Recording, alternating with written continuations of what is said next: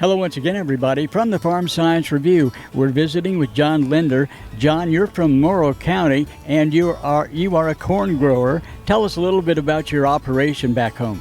So this is a family operation. My dad began when he got out of the service. My mom, she's 95, lives on the farm. She suggests there might be 6 generations. I go with 5. I don't really want to look like I come over on the Mayflower, right? But we've raised corn, soybeans, and wheat in Morrow County for decades, and we've really taken pride in having a family operation, and so kids are part of it, and it's really fun to see the grandchildren on the farm. So we're looking forward to those opportunities for them to look at what ag has to offer going forward.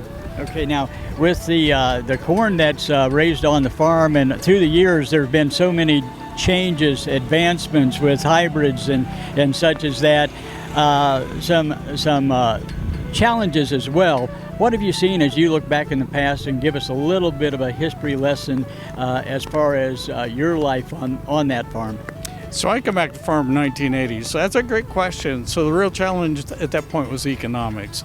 Farming was in a crisis. There was very little revenue to be generated, and so we quickly learned that, sustainable practices on the farm actually yielded economic advantage for us in our efforts to be a viable operation for not only us, but our grandchildren. And so it's been fun for me and rewarding for me to work with corn growers from the high level all the way up to the national, and really see the recognition of what we can do to preserve the environment is very becoming of who we are. And farmers are the original stewards, so it's been a pleasure to operate in that space. And as such, you got involved at the state level as well. Just tell us that story. So I got on the checkoff board, I think around 2011, 2012. We are the Ohio Corn Marketing Board, Marketing Program Board, and we are the stewards of the checkoff dollars. So we make sure that those dollars are invested back in Ohio and a bit nationally too. So that's been very rewarding. Rolled up through president, moved over to the national from there.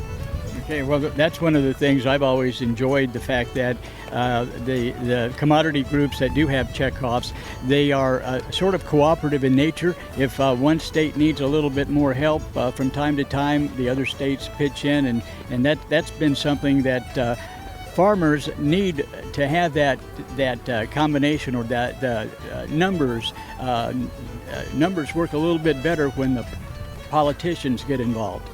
That is one of the best ways to multiply the value of the investment the farmers contribute through their checkoff, is to lock arms with other states and multiply those benefits across regions where the interests are the same. And water quality is one of those we've been very successful in, because we aren't the only ones that have the lake area's watershed. We're not the only ones that have the Gulf of Mexico's watershed. So it's really a lot easier when you lock arms with others and cooperate dollars together, and face it, the assets are the farmers that actually the grower leaders come and invest time with us to advance our causes, especially when we go to Washington and advocate.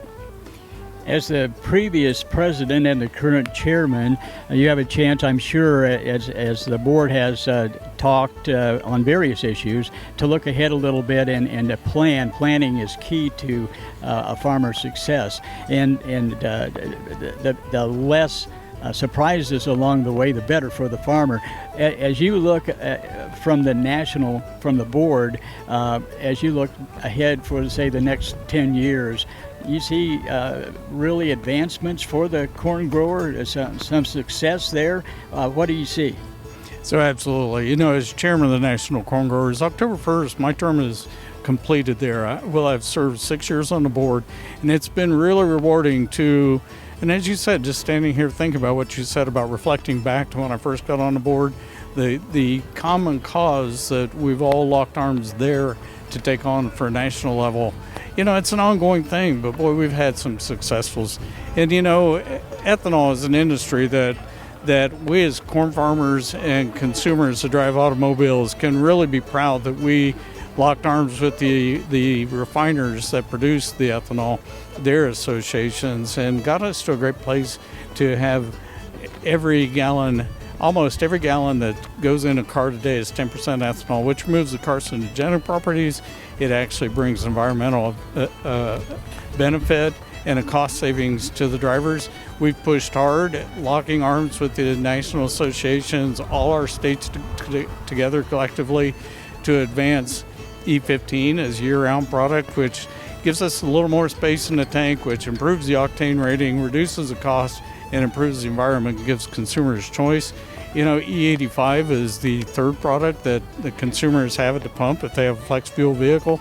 In California, you know, they're recognized widely as the environmentalist state of the nation, and they embraced E85, 85% ethanol, as the fuel that they really needed to clean up their air. So, you know, we have that opportunity all across Midwest, but we've been working hard to advance the access to it. And so to see what we've done there is great.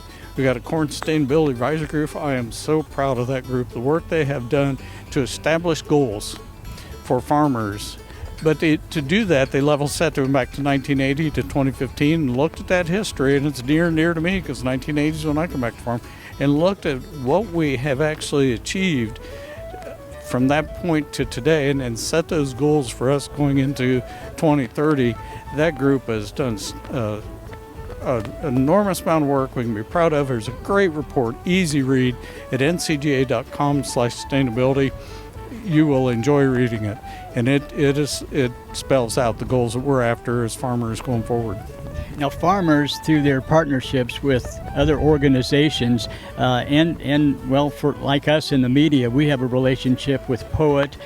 We've had interviews in the past with various dragsters from here in Ohio that are national champions, and such as that. And in Ohio, we seem to have the organizations, be it from the government, state government, Ohio State University, the various commodity groups. In Ohio, we work together, and you can't say that about a lot of the other states.